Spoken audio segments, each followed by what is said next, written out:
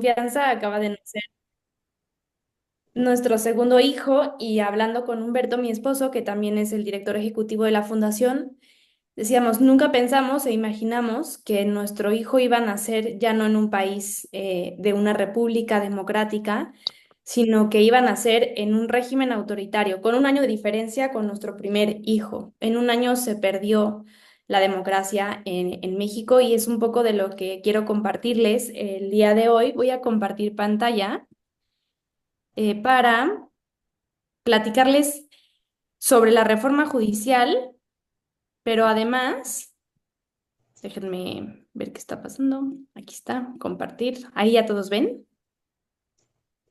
Sí. Perfecto. Sí, muchas Eh, gracias. un poco de lo que está Entonces, pasando en México aunque y cómo fue los que territorios llegamos están a cargo de...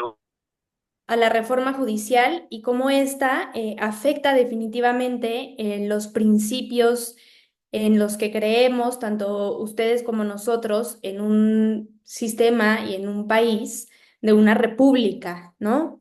Entonces, yo voy a arrancar con esto. Si tienen alguna duda, tengan la confianza de interrumpirme, preguntar. Felizmente, ¿no? Entonces, ¿cuál es el efecto de la reforma judicial y los retos de la democracia en México? Y para esto va a retomar un poco los antecedentes de lo que pasó en México en las elecciones del pasado 2 de junio.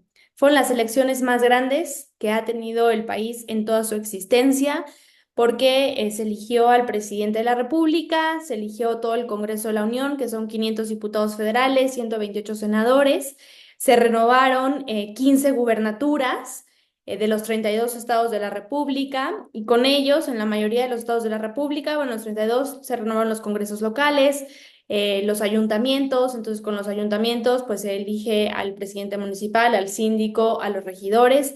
Bueno, fueron las elecciones más grandes que tuvimos en el país y tristemente me atrevo a decir que creo que fueron por un tiempo las últimas elecciones en donde realmente se respetó el voto libre y secreto de los ciudadanos, porque con esta aprobación de reforma judicial, pues hoy se ve completamente debilitado el sistema electoral en México. ¿Qué pasó en estas elecciones y cuál fue el resultado electoral? Bueno, 40 millones de mexicanos no salieron a votar. Es decir, todavía el gran ganador de las elecciones, tristemente, sigue siendo el abstencionismo ciudadano, de gente que no se siente identificada por los actuales partidos políticos y que dicen, ¿para qué voy a votar si es más de lo mismo? Gente que no le interesa simplemente involucrarse en la vida pública del país, en la responsabilidad y en el deber que tenemos como ciudadanos de elegir a quienes van a ser nuestros representantes, y gente que a lo mejor pues estaba fuera del país, no tenía credencial de elector, etcétera. Pero bueno, aquí es importante mencionar, el 40, o sea, por ciento de los mexicanos no salieron a votar. Después, 24 millones de mexicanos votaron en contra del oficialismo, en contra del régimen de Morena, pero esto no fue suficiente porque estos 24 millones de votos se dividieron en votos nulos, en candidatos independientes, ¿no? Que fue mínimo el porcentaje, pero bueno, pues algunos votaron ahí por algún candidato independiente, que no había, pero ahí existe la posibilidad en México, en la boleta, en votar por, poner abajo hay un recuadro blanco y tú pones, yo voto por Perenganito.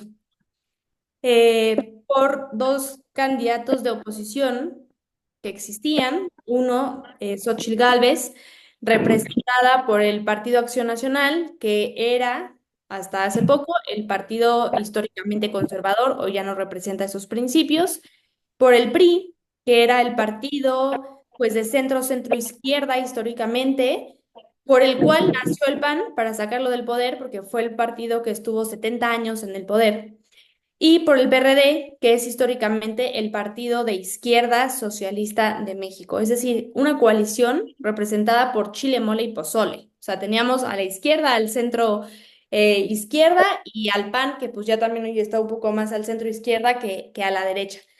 Por eso, mucha gente no creyó en su candidata, porque su candidata resultaba más progresista que la propia candidata de Morena, ¿no? Y representaba las mismas ideas socialistas. De hecho, en uno de sus eventos públicos con el PRD dijo, yo voy a ser presidenta para rescatar la verdadera izquierda del país, ¿no? Entonces, pues trataron de sacar a la izquierda con una candidata a izquierda.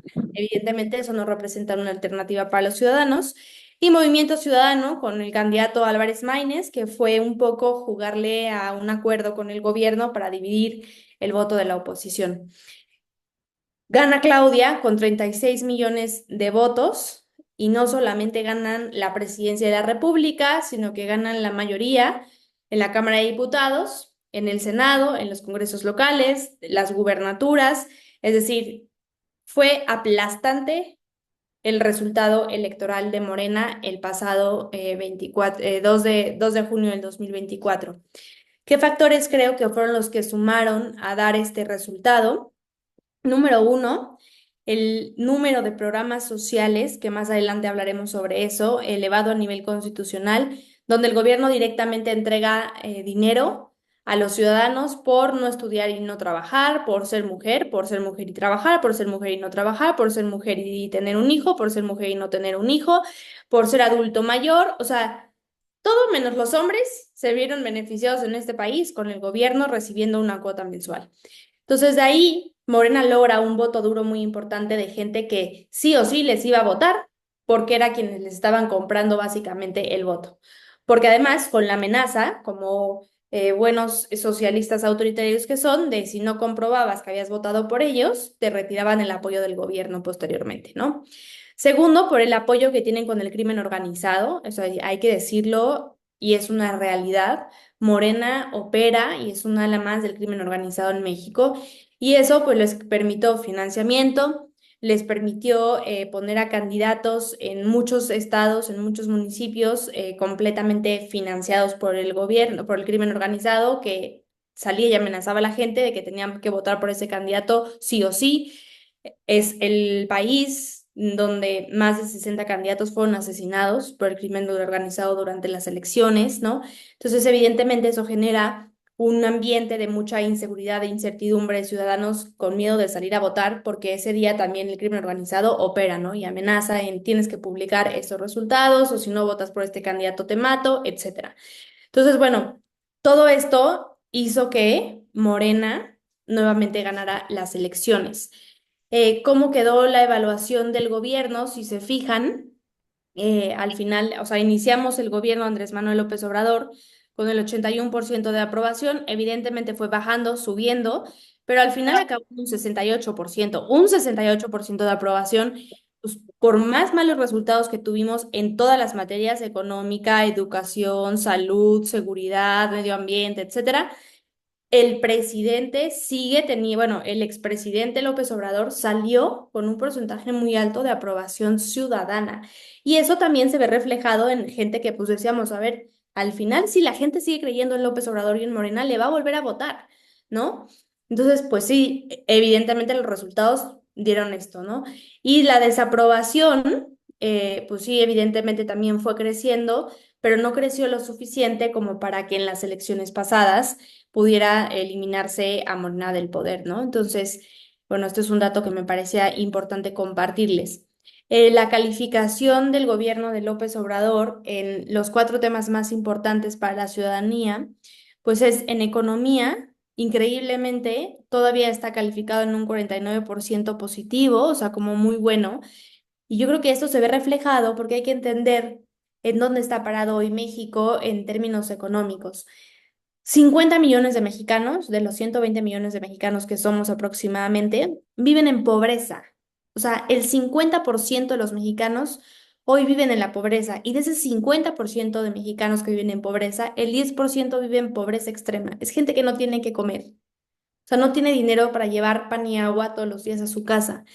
Y llega un gobierno a pagarles 3,000 pesos mensuales, a pagarles 5,000 pesos mensuales. Entonces, evidentemente, ese 50% de la población sintió que su economía evidentemente mejoró, ¿no? Y yo creo que esto es lo que explica el resultado de por qué en materia económica, a pesar de la inflación que hemos tenido en los últimos años, la gente lo calificó todavía, pues, positivamente, ¿no? En seguridad pública. Estamos también en un 59%. Aquí yo no me explico, ¿no? Porque evidentemente crecieron los secuestros, las extorsiones, los homicidios, las desapariciones, pero bueno, pues finalmente la gente todavía, y yo creo que es resultado de nos hemos ido acostumbrando, ¿no? A vivir así, a vivir en inseguridad. Y entonces cuando te acostumbras, cometes el error de no verlo como un problema y ya cuando te preguntan, dicen, no, pues todo bien. O sea, no vives todo bien si tienes miedo a salir a caminar de noche solos, ¿no? O sea, nosotros no caminamos ya en la noche en la calle. Si tienes miedo de cuando vas a cenar o a comer a un restaurante, de sentarte en la banqueta o en las, sí, en mesas que están hacia el exterior y prefieres en las del interior porque sabes que seguido hay balaceras. No es normal, nosotros en los últimos 6 meses tuvimos dos personas que fallecieron cercanas, o sea, que mataron, ¿no? Por homicidio, eh, gente secuestrada y robos a casas. En 6 meses, una persona por mes tuvo este acontecimiento. Y entonces la gente tristemente comienza a normalizarlo, pero es un problema real que estamos viviendo en el país. La corrupción, este es el gobierno más corrupto en la historia, que más adjudicaciones directas dieron en obras y finalmente la gente todavía lo siguió calificando como bueno. Y aquí, pues el principal acierto, que no es un acierto, pero bueno, para Morena lo fue, tuvo el gobierno, el apoyo social que les comentaba, pues el 75% lo calificó como excelente, porque pues sí, todos recibían dinero directo del Estado sin tener que hacer absolutamente nada.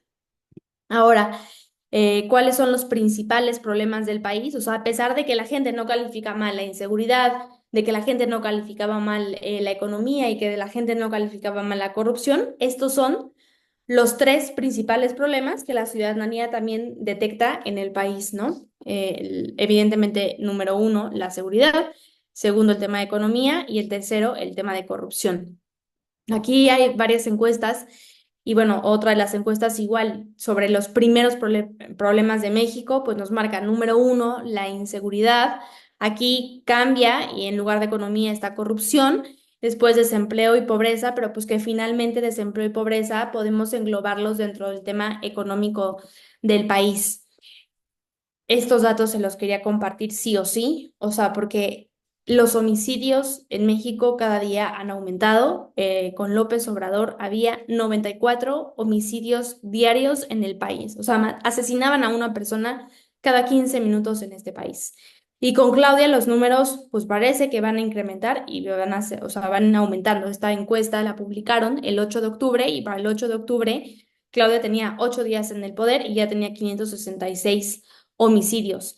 Y de estos 566 homicidios, eh, hay dos que han trascendido en redes sociales, porque uno era el alcalde de una de las capitales de los estados del país, de Chilpancingo, en Guerrero, y además, o sea, bueno, un asesinato de un candidato y de un alcalde que acaba de tomar protesta y que su mensaje fue muy fuerte en contra del crimen organizado y velando por la seguridad y por la paz de los ciudadanos, ¿no? Entonces, pues queda claro el mensaje, si no eres parte del gobierno y si no eres parte del crimen organizado, no te vamos a dejar gobernar y si te atreves a meterte contra nosotros, te matamos. Y tristemente es lo que se está viviendo en este país. López Obrador atacaba mucho, en especial a Felipe Calderón, que porque fue el sexenio de la guerra contra el crimen organizado y que se mataron a muchísimos ciudadanos.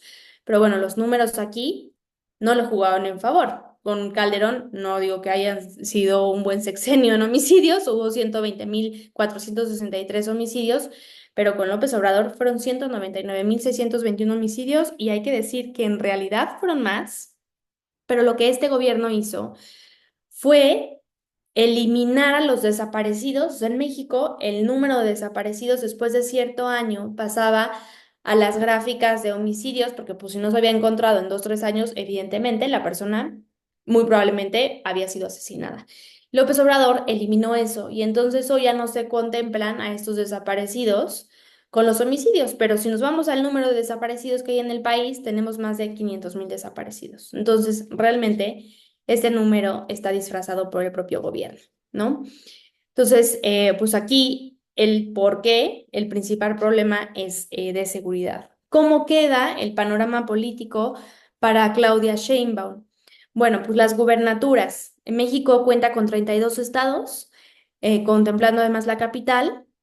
Morena hoy tiene 23 estados gobernados y además el Partido Verde Ecologista, que es aquí el que gobierna en San Luis Potosí, también es parte de la coalición del gobierno de Morena. Entonces gobiernan 24 estados, mientras que al PAN ya solamente le quedan 4 estados, al PRI le quedan 2 y a Movimiento Ciudadano le quedan 2.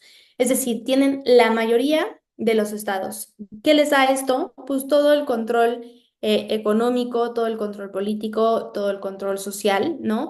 Y evidentemente no han ganado todos los estados porque muchos de ellos todavía no estaban en elecciones, pero en los próximos años se van a renovar estas gubernaturas y es muy probable que muchos de ellos se pierdan y Morena también las gane. Entonces, pues hay que reconocer que este gobierno, en 6 años que López Obrador estuvo en el poder, logró ganar la mayoría del territorio mexicano y con esto gobernar a la mayoría de los mexicanos.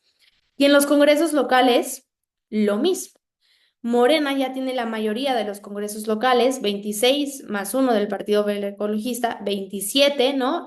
Y el PAN solamente tiene 3, el PRI tiene uno y Nuevo León está dividido entre, o sea, ninguno tiene la mayoría realmente, ¿no? Pero ¿por qué puse esta gráfica y me parecía importante comentárselos? Porque para aprobar cualquier reforma constitucional en México, requieres de las 2/3 partes de los votos en Cámara de Diputados, en el Senado, y una vez que se logra en la votación en el Congreso de la Unión, pasa a votación en los congresos locales.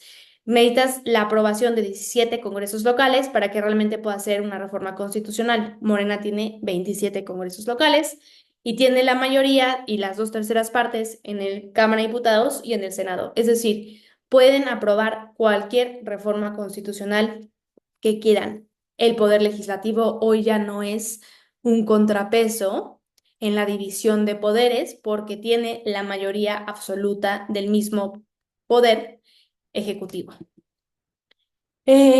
¿Cómo constituye Claudia Sheinbaum su gabinete? Hay un pleito y hay mucha gente que dice que realmente Claudia es un títere de Andrés Manuel López Obrador y quien sigue gobernando es López Obrador. Yo creo que sí, evidentemente López Obrador sigue gobernando, pero que tuvieron que disimular un poco para que no fuera una fuerte crítica en los medios de comunicación. Y entonces se dividieron las secretarías mitad y mitad.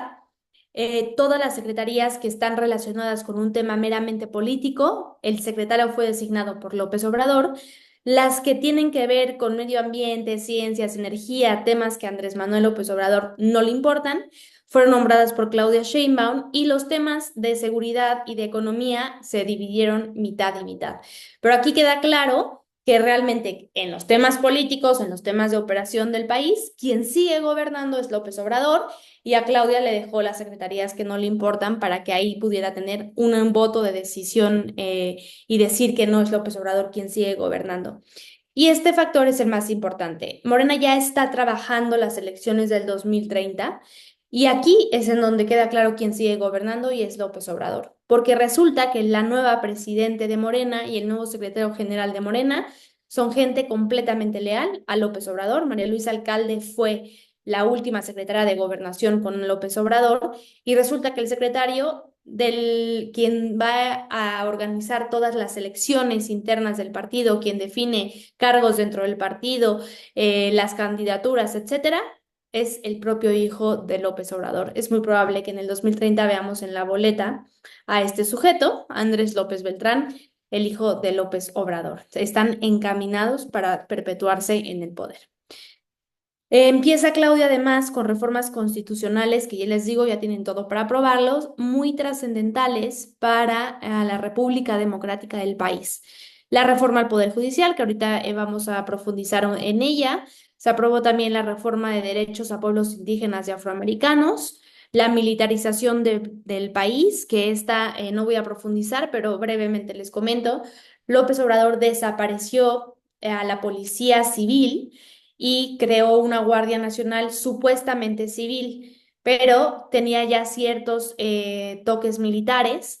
Ahora con esta aprobación lo que se hizo es que deja de ser completamente civil, pasa a ser parte de la Sedena y depende completamente de los militares, ¿no? Entonces ya no tenemos seguridad ciudadana, sino que todo es militarizado en México. ¿Por qué? porque López Obrador sabía que tenía que tener el control del poder ejecutivo, del poder legislativo, del poder judicial y un cuarto poder muy importante que al final pues es el ejército, ¿no? Que puede ser quien se levante en contra del presidente y haga un golpe de estado en caso de que éste no cumpla realmente con su deber democrático. Y entonces, ¿qué fue lo que hizo? Pues comprar a los militares económicamente. Y entonces los militares, en lugar de estarnos cuidando en seguridad en las calles, lo que estaban haciendo era construir obras faraónicas, ¿no?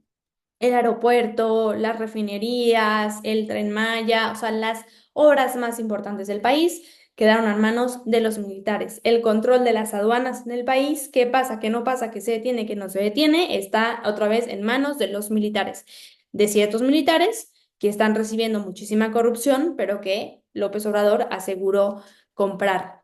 Después, la desaparición de los órganos autónomos, que también ya se aprobó.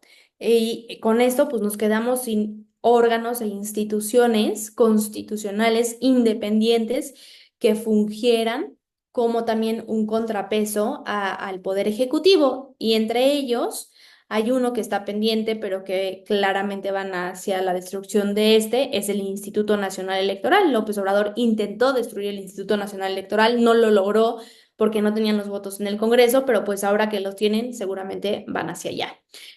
Reformas para aumentar otra vez las becas que da el gobierno como apoyo a los ciudadanos y además elevándolas a rango constitucional, y aquí hay que decirlo, con el voto de la oposición. O sea, la oposición con López Obrador votó en favor de que estos programas sociales estuvieran a nivel constitucional.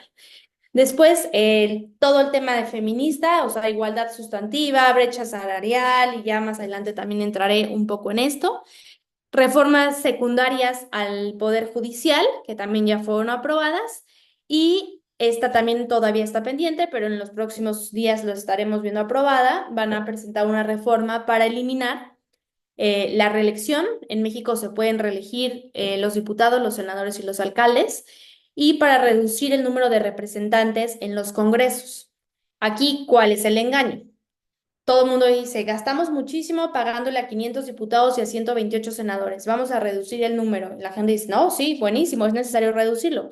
Lo que no te dicen es que lo que quieren eliminar son los plurinominales. Es decir, quienes entran por representación proporcional que permitía otra vez un equilibrio, un contrapeso en el Cámara de Diputados, en el Senado, y que ningún partido político pudiera tener una super representación. Hoy Morena ya tiene esta super representación y va con todo a eliminar a estos números que permitían equilibrar un poco las fuerzas dentro del Congreso de la Unión. Como les comento, además, Claudia se presentó el 1 de octubre como pues la primera presidente mujer en el país, ¿no? Y entonces dice, soy presidenta con A. Así lo he mencionado en todas sus mañaneras, pide que le digan presidenta, pero aquí decimos las cosas como son, no estamos en favor del lenguaje incluyente, entonces presidente, la presidente, completamente feminista y completamente vendida a la agenda wokeista.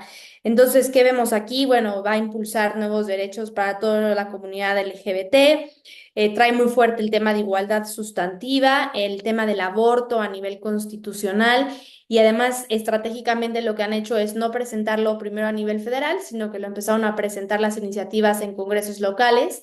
Y hoy ya hay dos congresos, el de Michoacán y el de Ciudad de México. Michoacán ya lo aprobó, Ciudad de México se vota la próxima semana para aprobar el aborto a los 9 meses. O sea, ya es el asesinato descarado, ¿no? El argumento que habían dado que a las 12 semanas, porque a partir de las 12 semanas dejaba de ser células y pasaba a ser realmente un ser humano, pues era una broma, porque ya lo puedes matar hasta los 9 meses. Y es una presidenta que viene con todo a impulsar este tipo de agendas, ¿no? Y además un sistema judicial feminista, así lo ha anunciado ella, que ¿qué es lo que hace? Pues eliminar el debido proceso para cualquier hombre, ¿no? Yo como mujer puedo decir, esta persona, hombre, me violentó y va directo a la cárcel sin tener un debido proceso en el que se compruebe realmente si me violentó o si no me violentó. Y bueno, finalmente ya al tema que me invitaron, que es la reforma judicial. ¿Qué pasó aquí? López Obrador el 5 de febrero presentó un paquete de reformas constitucionales al Congreso de la Unión que quería que le aprobaran para hacer despedirse de su gobierno con la aprobación de estas reformas. Para él, además, había dos trascendentales, la reforma judicial y la de militarización. Y lo logró. Se aprobaron esas dos antes de que él dejara el cargo de presidente de la República. Entonces, el 4 de septiembre, la Cámara de Diputados, con 359 votos a favor y solamente 135 en contra, que son los que representan a la oposición, se aprueba la reforma judicial, pasa a votación al Senado y el 10 de septiembre en el Senado se aprueba. Aquí fue donde tuvimos un poquito de esperanza y fue una noche de mucho nerviosismo en el país, porque en realidad sí les faltaban votos a Morena, les faltaba un voto para tener las dos terceras partes de los senadores. Y entonces hubo un movimiento muy fuerte ciudadano para exigir a los senadores de oposición pues que votaran en contra de la reforma judicial, que no se fueran a doblegar. Y al final terminaron extorsionando y coercionando a uno de los senadores del PAN y a un senador de MC. Al de MC le pidió no presentarse, se inventó que en la madrugada habían ido por su papá y lo iban a juzgar y había tenido que estar todo el día defendiendo a su papá. Después se comprobó que no había ninguna orden en contra del papá, que no había estado en ningún juzgado en el que supuestamente él había declarado estar. Y del PAN, pues un senador que tiene mucha, aquí en México le decimos, no sé si en Guatemala igual, cola que le pisen, muchos temas de corrupción detrás, tanto su familia como él. Su papá había sido gobernador de Veracruz y había tenido escándalos muy fuertes de corrupción. Y pues así fue como lo terminaron doblegando, fue quien les dio el voto y se aprobó en el Senado. Entonces, como les comentaba en un inicio de por qué les puse la importancia de los congresos locales, pues una vez aprobada por el Congreso, tenía que ser aprobada por lo menos por 17 congresos locales y entre el 11 y el 13 de septiembre, voy a ser muy clara, el 12 de septiembre, o sea, 2 días, un día después, ya tenían aprobados los 17 congresos la reforma constitucional. López Obrador decide, porque el siguiente paso es su publicación en el Diario Oficial de la Federación para que éste entre en vigor, y López Obrador decide esperarse unos días y promulgarla hasta el 15 de septiembre, que es cuando festejamos la independencia de México, para festejar la independencia de México con la publicación de la reforma judicial. Y así fue, entró en vigor el 15 de septiembre y entre la segunda y tercera semana de octubre ahorita se presentó y se debatieron todas las leyes secundarias que, bueno, pues al final terminarían siendo la reiteración de la reforma constitucional al Poder Judicial. ¿Cuáles son los principales puntos de la propuesta de reforma judicial y los más graves, a mi parecer? No quiero ser tan técnica y entrar artículo por artículo para no aburrirlos, porque además no sé si todos son abogados, pero voy a explicar los más trascendentales de forma general. Morena, como buen partido de izquierda socialista popular, vendió el discurso de que el sistema judicial estaba lleno de neoliberales corruptos que no impartían realmente una verdadera justicia. Y esto era porque supuestamente los gobiernos neoliberales habían nombrado y elegido a los jueces y entonces su propuesta era que el pueblo bueno y sabio sea quien elija a todos a nuestros jueces, magistrados, ministros, etcétera, a través del voto popular. ¿Cuál es el engaño aquí? Sí, va a haber elecciones, sí, la gente va a salir a votar, pero lo que no dijeron las letras chiquitas de la reforma es que estos candidatos van a ser elegidos por Morena, porque va a ser una lista aprobada por el Poder Ejecutivo, que lo tiene Morena, por la mayoría del Poder Legislativo, que lo tiene Morena, y en las siguientes elecciones por el Poder Judicial, que lo va a tener Morena. Entonces, Morena va a definir quién puede ser candidato, quién no puede ser candidato, y tú vas a salir a votar por los candidatos que ya te impusieron, ¿no? Entonces, fíjense el engaño populista de vamos a nosotros a elegir a nuestros jueces, pero en realidad son ellos quienes te van a decir por quién tienes que votar. Segundo, hay una fuerte reestructuración de la Suprema Corte de Justicia de la Nación, reducen de 11 ministros a 9 ministros, eliminan todos los requisitos cualitativos para ser ministros, o sea, antes te pedían tener carrera judicial, ser evidentemente abogado y una serie de calificativos que requerías tener como una carrera extra, incluso hasta la edad, para poder llegar a ser ministro en México. Hoy solamente te piden tener 8 de promedio y tener la carta de recomendación de vecinos que digan que eres buena persona. Literal, es lo que se necesita en México para poder postularte como ministro.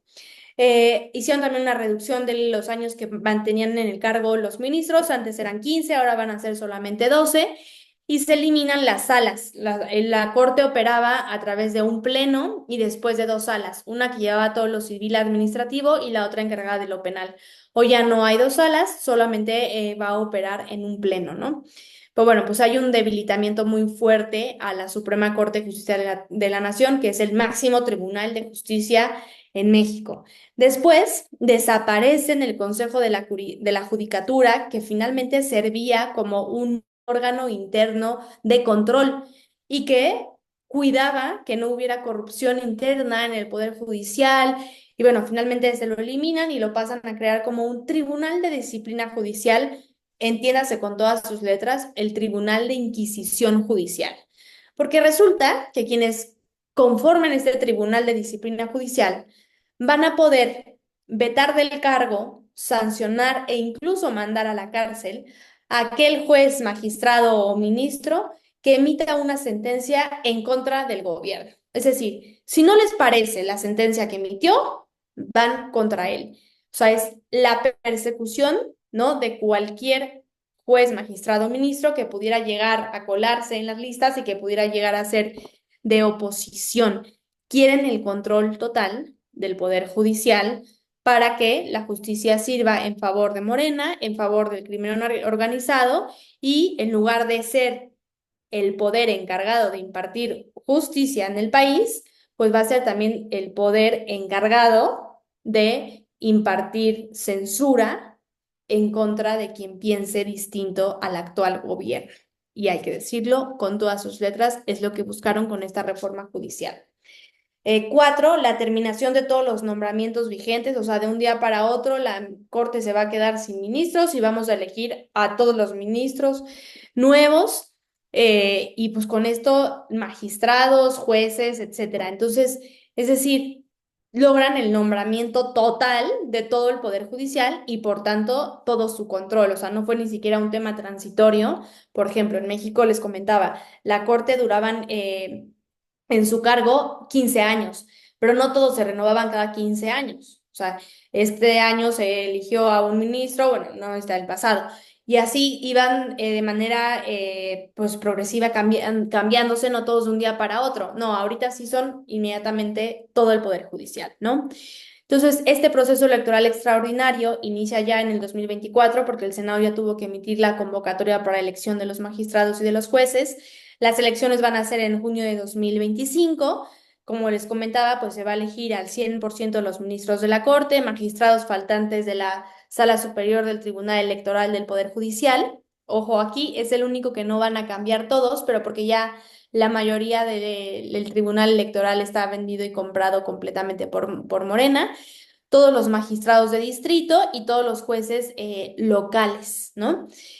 Y quinto, los amparos y suspensiones contra leyes no van a poder fijar efectos generales. Antes, o sea, si había alguna ley que afectaba el interés ciudadano colectivo, se podían presentar amparos o suspensiones y después podía generar sentencia, tesis. Y con esto, pues evidentemente tenía efectos generales, ahora ya no es. Y además, esta semana se presentó en el Senado todavía una reforma extra en la que ya va a estar prohibido presentar un recurso en contra de una reforma constitucional. Es decir, todas las reformas constitucionales que Morena está aprobando, que son claramente inconstitucionales, porque esta es una reforma inconstitucional, porque nuestra constitución dice que los poderes del Estado tienen que ser independientes, en respeto al principio de la división de poderes. Y si ya no es así, pues han presentado muchos amparos para que se suspenda esta reforma judicial, pero a Morena no le tiene interés de velar realmente por los principios democráticos y constitucionales y su interés más bien es tener el control total. Y esa reforma ya fue aprobada además en el Senado porque, pues como les comentaba, tienen la mayoría absoluta para aprobar todo. ¿Cuál es el problema de esta reforma? Bueno, pues esas decisiones judiciales inconsistentes que van a emitir estos nuevos jueces que no tienen ni idea de derecho, que no tienen idea de una carrera judicial porque cualquier fulano se va a poder presentar, pues terminan erosionando completamente la confianza pública de uno de los principales poderes del Estado, ¿no? Cuando tú debilitas el sistema judicial y lo debilitas quitándole completamente la autonomía, ¿no? De la división de poderes, pues abres la puerta completamente a una anarquía, a un régimen autoritario y esto pues hace una desconfianza generalizada no solamente entre los ciudadanos, sino entre los inversionistas nacionales e internacionales y entre los gobiernos internacionales también, ¿no? No hay una justicia realmente expertise, la carrera profesional que antes requerían para llegar a estos cargos, pues hoy no es necesaria y entonces genera inseguridad jurídica y acaba con el Estado de Derecho finalmente, ¿no? Y ha habido muchos empresarios en Estados Unidos, hay una amenaza muy fuerte por parte de los dos candidatos de acabar con el Tratado de Libre Comercio que teníamos con América del Norte, porque realmente ya no está garantizado que exista la seguridad jurídica y el Estado de Derecho en nuestro país, ¿no? Suponiendo que estos nuevos operadores judiciales son buenas personas y llegan a entender y en 2, 3 años comienzan a emitir sentencias verdaderamente apegadas a la ley, pues esto ya tardó 3, 4, 5 años, pero el sistema ya está completamente debilitado. Los primeros años fueron completamente perjudiciales hacia la ciudadanía para poder acceder a un debido proceso y a una justicia imparcial y transparente, ¿no? Y bueno, pues finalmente esta reforma lo que permite es que poderes políticos y poderes fácticos sean los que decidan quiénes aspiran a estos cargos judiciales y además quiénes van a financiar. Que aquí hay un tema bien grave y delicado que voy a mencionar. Pues va a ser el crimen organizado. Evidentemente, el primero en estar interesado en financiar a estos candidatos para que cuando llegue una denuncia en contra del crimen organizado, pues se la deban y entonces no puedan emitir una sentencia en contra de los sicarios, en contra de los narcotraficantes. Y si a alguno se le ocurre, pues ya vimos lo que pasa con los candidatos que están en contra de ellos. Los van a asesinar. Entonces, evidentemente van a llegar a estos cargos judiciales, pues personas respaldadas por mayorías no deseadas en el país. Pero bueno, lo más grave, y hay que decirlo así, se acabó la República Democrática porque hoy no hay una verdadera división de poderes en México y estamos entrando a un régimen completamente autoritario que a todas luces está dejando ver que está encaminado a ser una dictadura y no solamente una dictadura, más grave aún, una narcodictadura como la de Venezuela, con un factor distinto a Venezuela. Este gobierno sabe que no puede dejar de irnos bien económicamente porque en el momento en que todos los mexicanos se queden sin dinero en el bolsillo para alimentar y cubrir las necesidades básicas en casa, pues entonces sí pueden perder el control y que necesitan este dinero para seguir pagando todos estos programas sociales, para seguir pagando todas sus campañas electorales.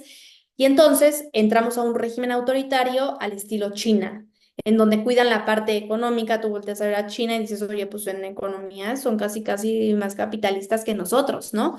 Sí, pero es un régimen completamente autoritario que censura y encarcela a todo aquel que piensa distinto y que se opone al gobierno.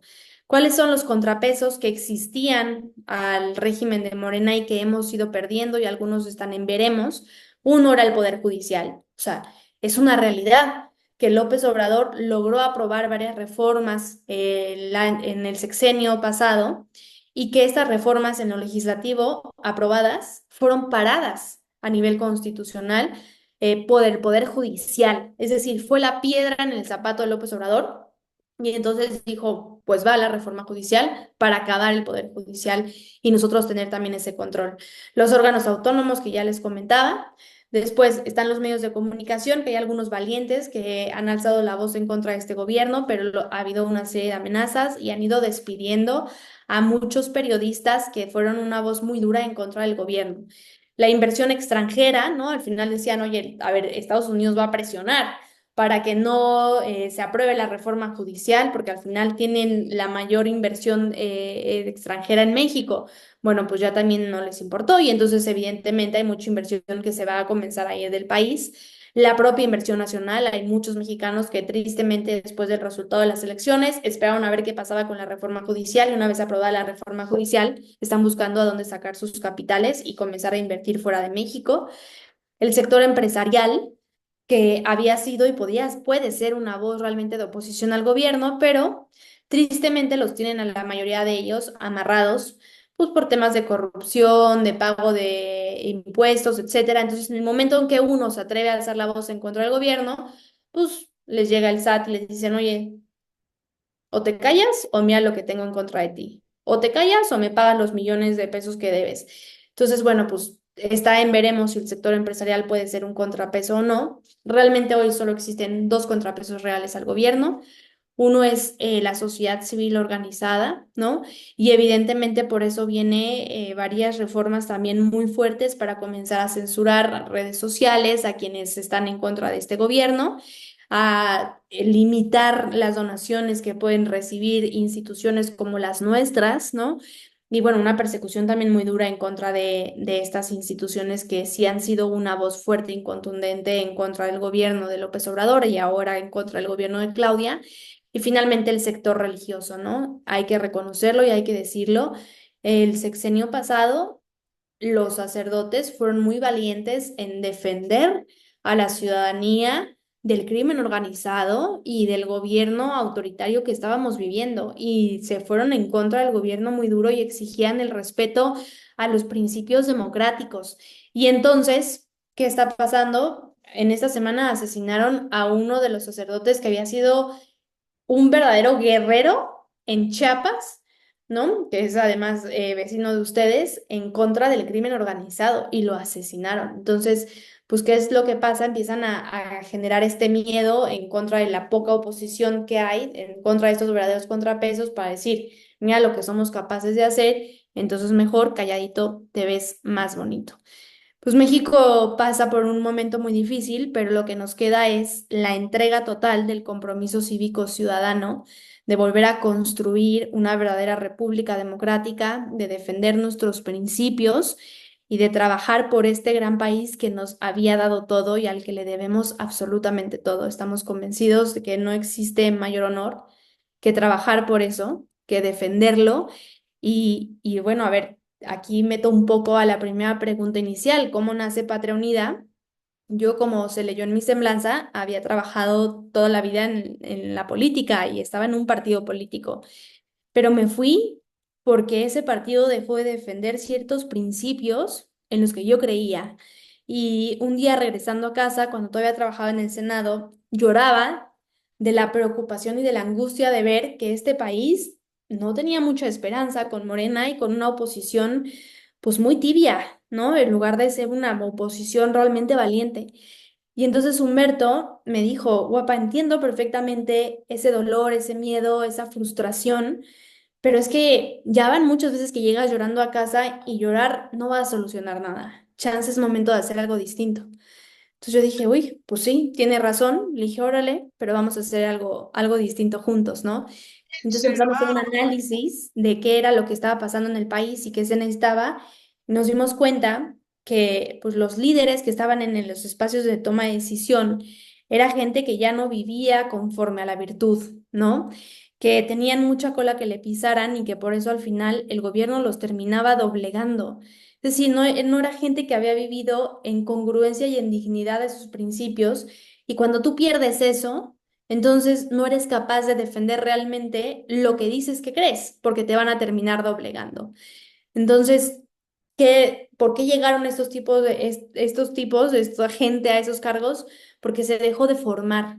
Se dejó de formar líderes en la virtud que verdaderamente aspiraran a lo bueno, a lo bello, ¿no? Y a la verdad, a alcanzar la verdad y a defenderla. Y entonces nos dimos cuenta que en México no había ningún think tank que defendiera estos principios conservadores, por una parte, que generara estas ideas, estas propuestas de política pública, de iniciativa de ley que defendían estas instituciones democráticas y estos principios de vida y familia, pero también por otro lado, en especial, que se dedicaran a formar ciudadanía con un fuerte compromiso cívico. Y entonces es en lo que estamos entregando toda nuestra vida, porque sí queremos que nuestros hijos vivan en un México libre y que se sientan profundamente orgullosos de ser mexicanos y que no tengan que huir porque este gobierno los persigue, que no tengan que profesar su fe en lo privado porque este gobierno persigue a quienes se dicen católicos, que no tengan miedo de ser quienes son y de vivir en libertad. Y entonces, pues esta entrega básicamente es por ellos, ¿no? Conscientes de que es un proyecto a largo plazo, que no será sencillo, pero conscientes de que somos herederos de civilizaciones que construyeron catedrales sabiendo que no las verían terminadas, pero que lo hicieron porque sabían la importancia del sentido de trascendencia que había en esos proyectos para las siguientes generaciones. Pues nosotros nos toca lo mismo, volver a poner esos primeros cimientos para construir una verdadera república democrática y para que el día de mañana nuestros hijos se puedan sentir profundamente orgullosos de ser mexicanos y de vivir en un país libre. Y pues bueno, yo con esto concluyo la presentación y si quieren, cedo eh, el micrófono a ustedes por si tienen alguna pregunta. Encantada de poder contestarles. Gracias, Alice. De verdad que impresionante. Creo que sí impacta todo lo que ha estado sucediendo en México, que los tenemos tan cerca y ver cómo de alguna manera progresiva ha ido creciendo, han ido tomando estas decisiones en el Ejecutivo de México y cómo poco a poco han ido impactando en en toda la estructura del Estado mexicano y de alguna manera este tipo de cosas, estas enseñanzas, es importante aprenderlas, entenderlas y de alguna manera eh, yo quisiera iniciar con las preguntas, ¿verdad? ¿Cómo nosotros como jóvenes en el Movimiento Cívico Nacional podemos de alguna forma incidir y evitar que este tipo de cosas no sucedan a los guatemaltecos, ¿verdad? En Guatemala acabamos de pasar por un proceso de, de, de, de transición en las Cortes, en la Corte Suprema de Justicia, en las salas de apelaciones, en el sistema judicial, y de alguna manera había mucha incertidumbre y muchas dudas. Tuvimos 9 años, el plazo constitucional de los magistrados es de 5 años y tuvimos 9 años a una Corte Suprema de Justicia que no se cambió, que no hubo cambio, que no hubo transición, y de alguna manera en este cambio que iba a haber, en esta elección de magistrados, pues habían muchas dudas sobre si se iba a dar en el tiempo que era, constitucionalmente hablando, si se iban a quedar los mismos, y generó mucha incertidumbre y muchas dudas, pero quizás el sistema judicial, el poder judicial es el hijo olvidado del Estado, porque muchas veces nos centramos en el Ejecutivo, que es lo que vemos, y en el Congreso, ¿verdad? Y muchas veces nos olvidamos mucho del sistema judicial. De alguna manera, como jóvenes, cómo podemos involucrarnos y evitar que este tipo de cosas o estas intenciones con reformas a la ley constitucional sucedan en países como los nuestros. A ver, yo creo que de entrada diría, no hay que subestimar, ¿no? ¿Y a qué me refiero con que no hay que subestimar? Muchas veces somos una generación que afortunadamente nacimos en países ya democráticos con libertad y pensamos que era lo normal, ¿no? Y lo damos por hecho. Ah, pues vivimos en un país democrático en donde cada 3 años salimos a votar. Pues sí, así es. No nos tocó vivir la lucha que dieron nuestros abuelos y padres para que realmente existiera el voto libre y secreto en nuestros países. Entonces, uno, no subestimar la democracia y la libertad, porque no se da por sentada. La democracia se cuida todos los días, se construye o se destruye todos los días, como está pasando en nuestro país. Entonces, número uno, eso, no subestimar. También no subestimar diciendo, a nosotros no nos va a pasar. Yo me acuerdo que hablando con varios amigos venezolanos, nos decían, es que cuando empezó el proceso de debilitamiento de instituciones democráticas en Venezuela, los venezolanos nos decían, cuidado porque vamos a ser Cuba. Y decíamos, no, nosotros nunca vamos a poder ser Cuba. Es que hoy Venezuela ya es como Cuba. Y yo creo que a México nos pasó lo mismo. Cuando alertábamos a la ciudadanía, les decíamos, cuidado, porque estamos en juego y podemos llegar a ser como Venezuela. La gente dice, no exageres, nosotros no podemos llegar a ser como Venezuela. Bueno, pues todo lo que pasó en Venezuela durante 18 años, en México ha sido aprobado en 12 años, en menos de 12 años, en 7 años. O sea, no solamente estamos logrando eh, cumplir todos los puntos del manual comunista socialista, sino que además vamos a pasos agigantados en México. Entonces, no subestimemos que somos países democráticos y que por estar cercanos a Estados Unidos, porque Guatemala también todavía está cercano a Estados Unidos, no nos van a pasar nada. Esta gente viene por todo y está dispuesta a destruir absolutamente todo. Entonces, número uno, no subestimemos y no demos por sentada la democracia y la libertad. Y segundo, no seamos apáticos. Tenemos que ser los primeros en defender nuestras instituciones y tenemos que involucrarnos en la política y exigirles a los políticos que cumplan con sus deberes. Y si uno tiene la vocación, involucrarse en los partidos políticos. Porque ¿qué es lo que ha pasado? Que mucha gente dice, "Ah, la política es corrupción y yo no me voy a entrar ahí". Y entonces los buenos nos hemos salido y les hemos dejado todo el campo a los malos. Tenemos que involucrar gente buena en los partidos políticos para que lleguen a cargos de poder, gente honesta que realmente represente nuestros principios. ¿Y qué es esto? Pues uno a uno también. O sea, el activismo es explicarle a nuestros amigos, a nuestra familia, a nuestros conocidos la importancia de salir a votar, la importancia de estas reformas. O sea, la gente igual, yo lo explicaba mucho cuando estaba todo el proceso de la reforma judicial, que decían, es que a la gente ni le importa. No, porque, insisto, vivimos en un país donde el 50% de la población vive en pobreza. Esa gente no está viendo en los periódicos ni en la televisión qué se está aprobando no, o qué no se está aprobando. Es gente que se despierta a las 4 de la mañana para salir a trabajar, para tomar 3 horas de transporte público, trabajar 8 o 10 horas, regresar en otras 3 horas de transporte público y tratar de llevar pan y agua a su casa.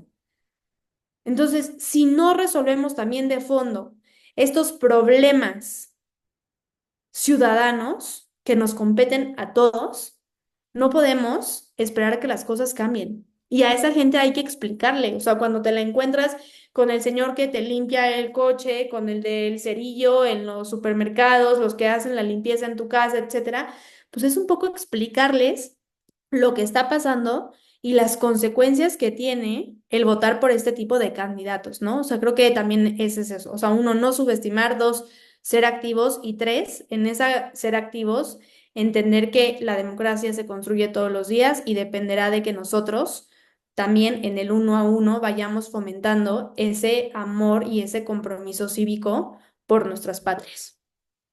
Buenísimo, muchas gracias. ¿Alguien más que tenga alguna pregunta? Pueden levantar su mano.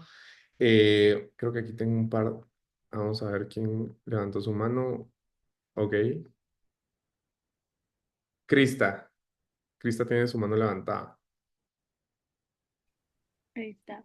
Buenísimo. Hola Alice, muchísimas gracias por lo que nos contaste hoy, que fue súper aclarador y digamos que nos da un buenísimo panorama de lo que está pasando en México y como tú decías, cuando se van debilitando diferentes instituciones que limitan el control público, es cuando ya vemos cómo se abre enormemente esa puerta del autoritarismo. Y quizá para adentrar un poquito a lo que nos mencionabas de esas particularidades de las reformas constitucionales, yo quería preguntarte cómo se ve, a ver, porque en Guatemala nosotros tenemos una Corte de Constitucionalidad que está parte de la Corte Suprema de Justicia.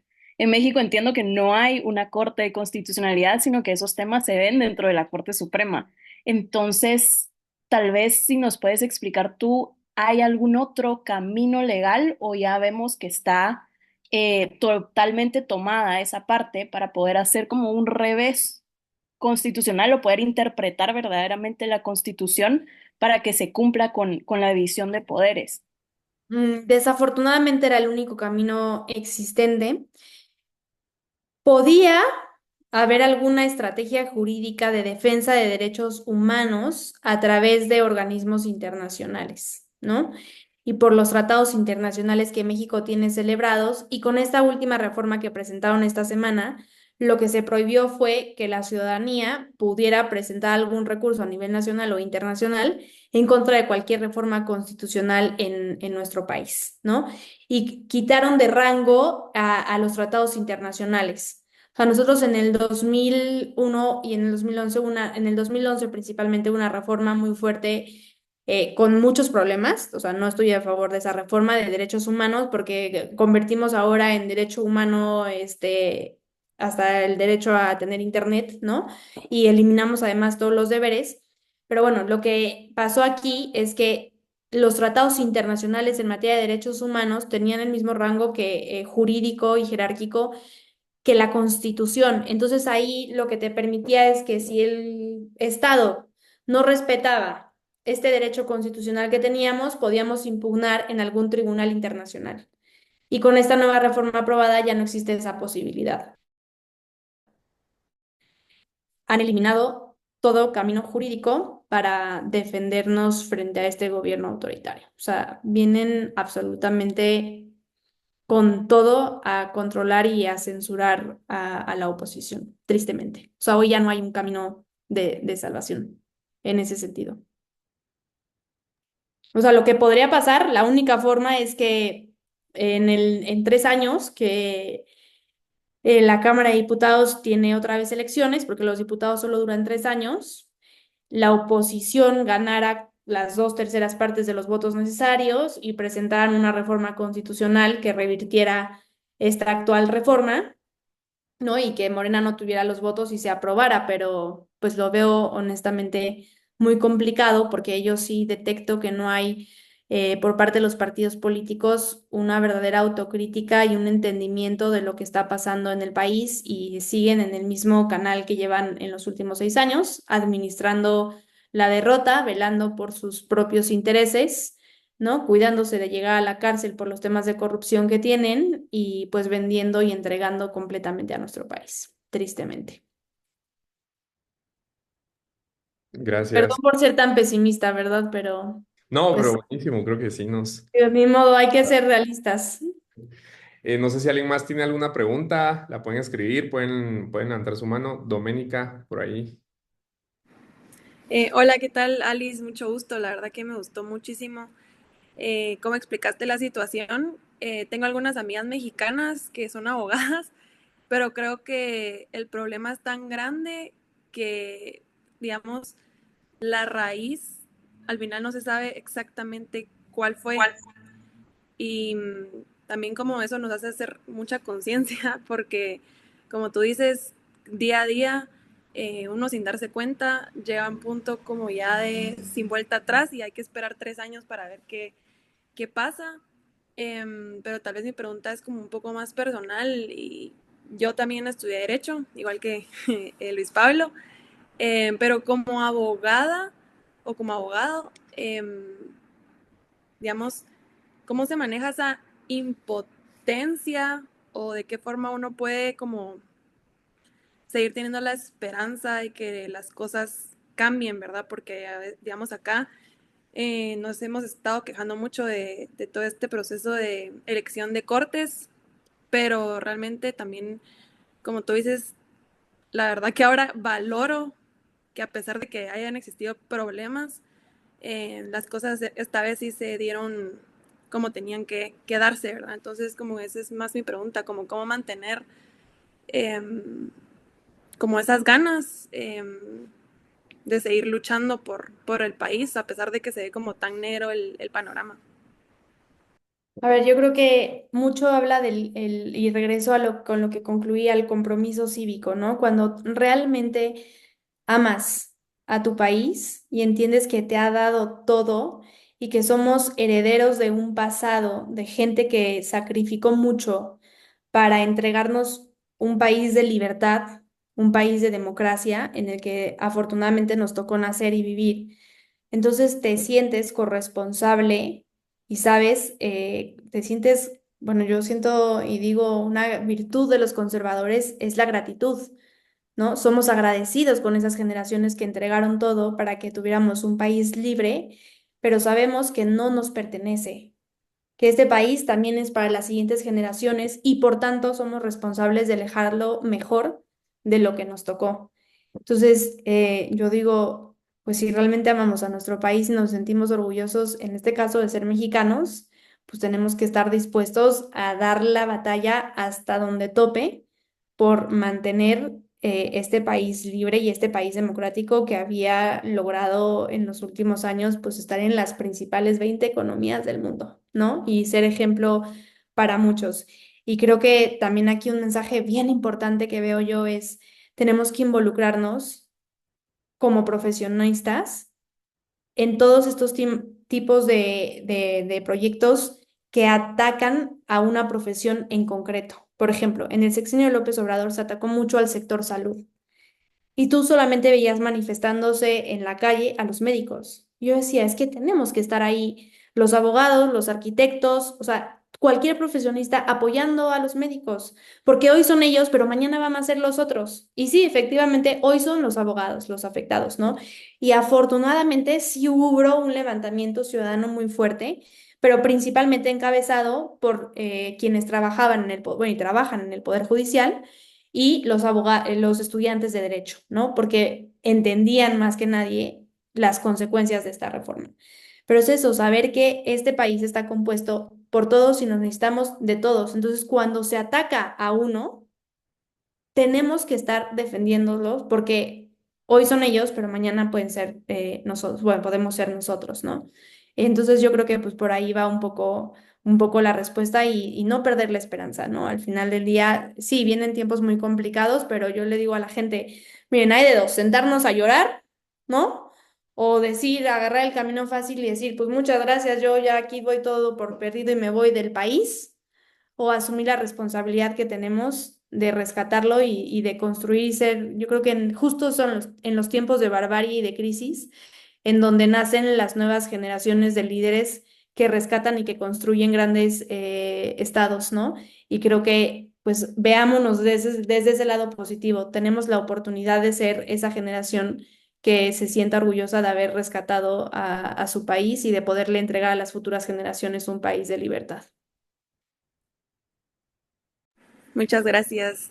Y tal vez solo como a mí me gusta preguntar si nos pudiera recomendar un libro, ¿cuál libro sería?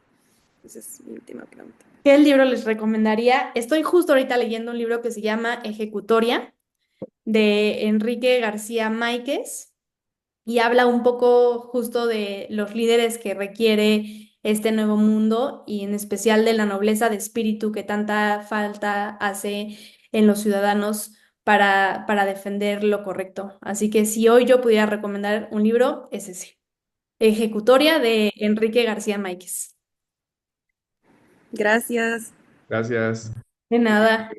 Por ahí Wesley tiene también la mano levantada. ¿Qué tal? Buenas noches, Alice. Mucho gusto. Primero, siempre desearles todo lo mejor a nuestros hermanos mexicanos, ¿verdad? Y siguiendo, me gustó mucho una frase que mencionaron, es que estamos tan acostumbrados a vivir en democracia, ¿verdad? Pero realmente patria se construye todos los días. Y me resulta bastante interesante porque yo soy una persona que cree mucho en la democracia, ¿verdad? Y mucho en los consensos. Y pues ahora a mí me resulta muy interesante, como lo mencionaban, cómo hacer una lucha contra el autoritarismo, porque realmente siempre van a ser necesarios esos frenos y contrapesos que, que como cualquier gobierno tiene siempre señalamientos, así como acá en Guatemala también han existido gobiernos muy buenos, pero como mencionaban, está siempre esa cola que les machuquen, por ejemplo, el sexenio de Calderón, que tuvo muchos efectos positivos, pero se le señaló principalmente por García Luna, eh, pero con aspectos positivos, ¿verdad? Y es esta persona, son estas personas que tienen siempre cola que les machuquen, quienes finalmente logran perjudicar y el que más pierde siempre es el pueblo. Entonces, hay una estrategia que podemos tomar porque al final muchas de estas acciones tienden a replicarse en los hermanos países, ¿verdad? Solamente, Alice, muchas gracias por todo. No, de qué, al contrario, pues yo creo que, a ver, la estrategia de patronidad está enfocada completamente en la formación. O sea, si no formamos ciudadanos con un fuerte compromiso cívico, convencidos de estos principios y que vivan realmente en congruencia y que enseñen con el ejemplo de vida, será muy difícil cambiar. Sí es un proceso a largo plazo, evidentemente, pero es lo que se requiere. O sea, empezar a formar nuevamente ciudadanos dignos que lleguen a estos espacios de toma de decisiones y que se involucren. Evidentemente, todo va por ahí, ¿no? Y exigirle a los partidos políticos que postulen a gente que realmente sea honesta, que no tengan cola que le pisen, para que el día de mañana que se presente una reforma constitucional no se tenga que vender un traidor a la patria, ¿no? Porque ¿por qué lo lograron? Pues porque la amenaza llegó seguramente, mira todo lo que tenemos de ti. Entonces tú decides o cárcel o matamos a tu familia o votas con nosotros.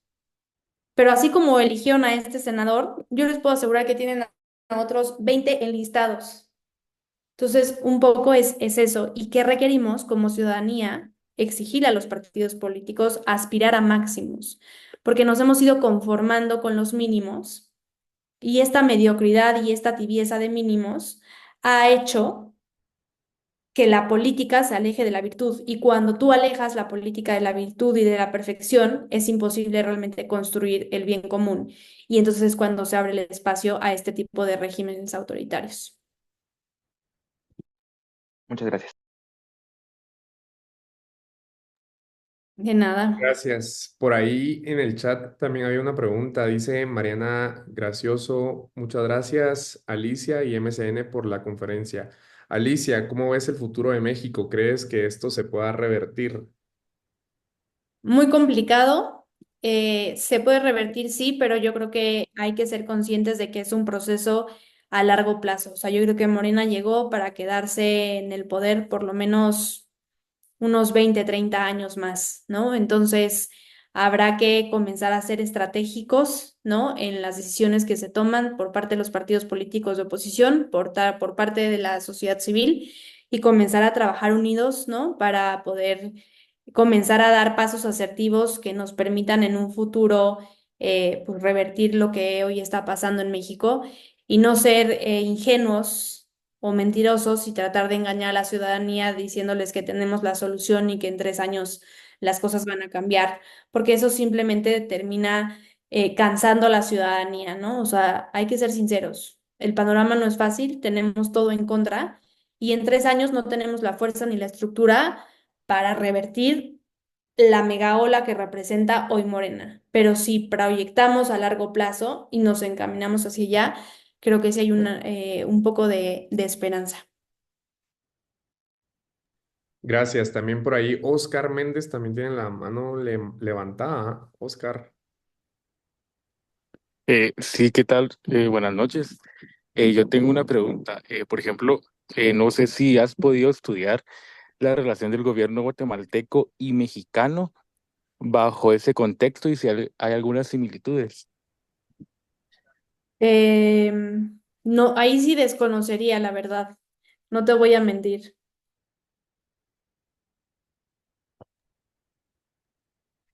pero prometo llevarme de tarea eso. A ver cómo están las relaciones con México.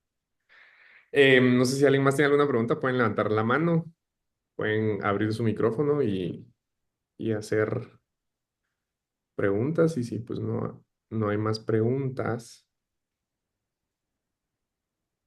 no hay más preguntas, ¿seguros? ¿Seguros, seguros, seguros? ¿Nadie más?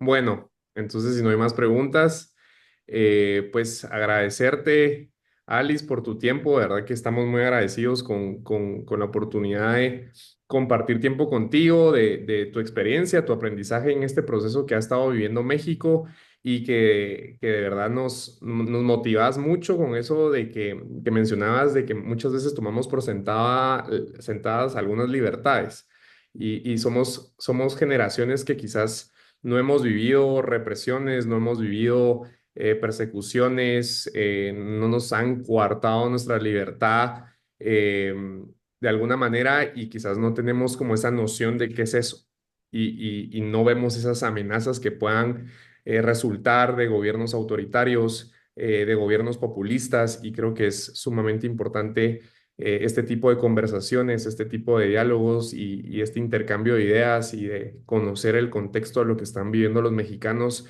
y esa motivación que nos das hoy, más que nunca, justamente de mirar lo que sucede en otros países y que cada lección, cada experiencia que ustedes han tenido, pues también nos sirve como espejo para aprender y evitar que también nuestra república caiga en estos mismos errores. Y justamente promover que todos los poderes del Estado estén fortalecidos, fortalecer las instituciones, y creo que es una excelente lección la que hoy nos has dejado. Y Krista Walters también tiene algunas palabras para todos.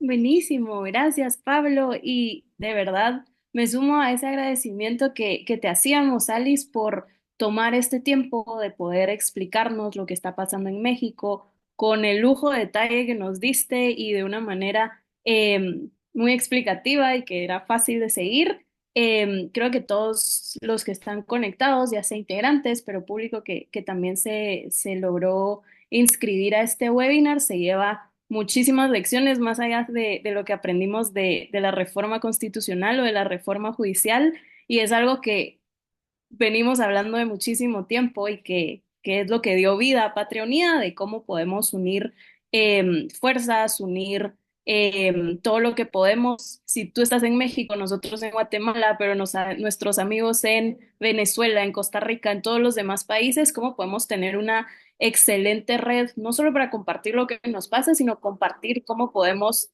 darle el revés a todas esas personas que en lugar de luchar por la libertad, están luchando por coartar la libertad de todos nosotros. Así que te agradecemos enormemente porque creo que todos de acá nos vamos un poquito más inspirados, y esperamos verte pronto acá en Guate y pues nada, gracias también a todos los que se conectaron y nos vamos a ver en una próxima. No, al contrario, muchas gracias a ustedes por el espacio y pues feliz de poder sumar y comenzar a trabajar unidos con ustedes. Digo, no es la primera vez que lo hacemos, sé que habrá muchas más, pero bueno, igual sepan que cuentan en México con un aliado y con unos amigos que somos sus amigos de Patria Unida. Muchas gracias por el tiempo y ahora sí, también a todos los que se conectaron, a todos los que estuvieron súper atentos y escuchando las lecciones de Patria Unida. A los que son integrantes, pues que sigan pendientes de las actividades de lo que nos queda. Este fin de semana tenemos día cívico, que es la reforestación, así que para los que aún no se han apuntado y todavía lo están pensando, todavía lo pueden hacer. Y seguimos pendientes de las actividades de noviembre, que ya se viene el último mes para que se apunten a las actividades. Y otra vez, muchas gracias a todos por conectarse y que pasen feliz noche. Y este webinar lo vamos a subir a YouTube para que lo puedan ver otra vez, para que si no les caló una vez, que lo vuelvan a ver otra vez. Así que feliz noche y nos vemos en una próxima. Muchas gracias, buenas noches. Feliz Muchas noche. gracias por la oportunidad también de aprender un poco más. Feliz noche. Gracias, feliz noche. Muchas gracias, feliz noche.